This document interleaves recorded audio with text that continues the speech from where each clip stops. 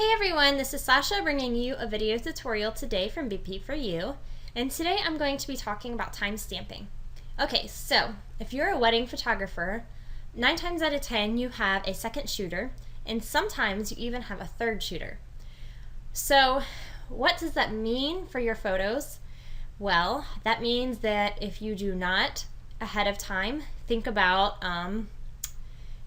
your organization, and you don't sync all 3 or all 2 of your cameras to the same exact time, then you could end up in Lightroom with a big jumbled mess.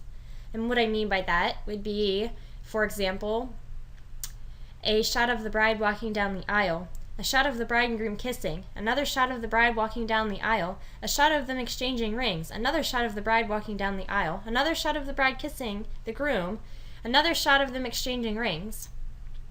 So here's how we can correct this if you did not take the time out ahead of time to go through and in camera sync your times. Then we can do it in Lightroom as well. So I'm going to come up here to this metadata, and you can see that there are 2 separate cameras here. Okay, now these pictures don't exactly match up. These are just some examples that I have here of 2 different cameras, and I needed those in order to be able to show you how to do this. So we're just going to kind of pretend here just a little bit. Okay, so camera A, I've got, and I can increase my thumbnail size. So camera A, I have these 4 pictures, and it looks like we've got some people walking down the aisle here. And on camera B, again, I have some pictures of some people walking down the aisle, but this is more, this would actually be a little bit later since it's the bride and her dad walking down and they come in last, but let's just pretend that this one and this one need to match up. Okay, so let's go ahead and I'm going to check the time on this one. So I'm going to come up here to metadata, and I'm going to click on my edit capture time, and I'm going to see that this is taken at 3:41:20. Okay, so I want to remember that, 3:41:20.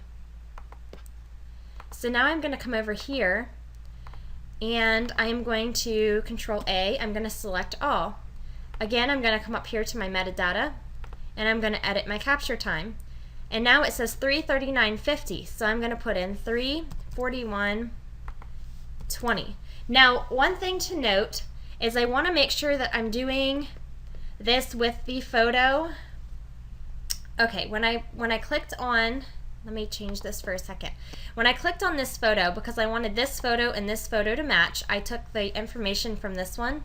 And even though over here I clicked on this one and pressed Control A and I have all of them selected, take note as to how this one is brighter than the other ones. This is because this is your key photo. This is the one that the metadata is going to change on first. And all the other ones are going to follow suit. And so again, I'm going to come up here to metadata, edit capture time, and I'm going to put in my 3:41:20. You can see it says this operation cannot be undone. And so we are going to go ahead, and if you're positive that you have this done correctly, you can want to make sure that you have the right photo selected, you have the right time.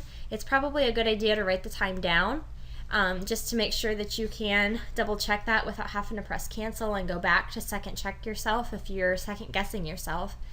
And you want to make sure that you have all of your photos from that camera selected by pressing Control A or Command A if you're on a Mac. And so when you're sure about it, you can go ahead and hit Change All. And so now the metadata has been changed, and you can see that the photos are now in a different order because they are now in order of that new time and when they were shot. And so that would allow you then to take that big jumbled mess of, you know, bride walking down the aisle, bride and groom first kiss, bride and groom exchanging rings, bride walking down the aisle, to bride walking down the aisle, bride and groom exchanging rings, then the bride and groom kissing, and whatever happens in between. So it would be in chronological order then, which would allow you to then better select the photos that you want to use, because when you're going through wedding images most of the time, especially wedding images, and you can do this with family sessions as well, or whatever session that you have 2 cameras with. Even if you yourself shoot with 2 cameras, I know photographers that have 2 cameras because they don't feel like swapping out lenses, so they just grabbed camera number 2 and they want a different focal length. And so even with that, it would just help you with your calling, so that you're looking through and you're not seeing them in a totally random order. You're seeing them as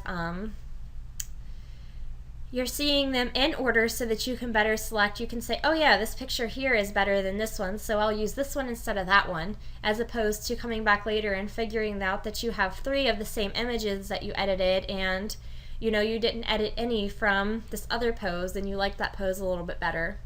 So anyways, that's just a way that you can keep yourself organized in Lightroom. So thank you for watching this video tutorial. Happy editing.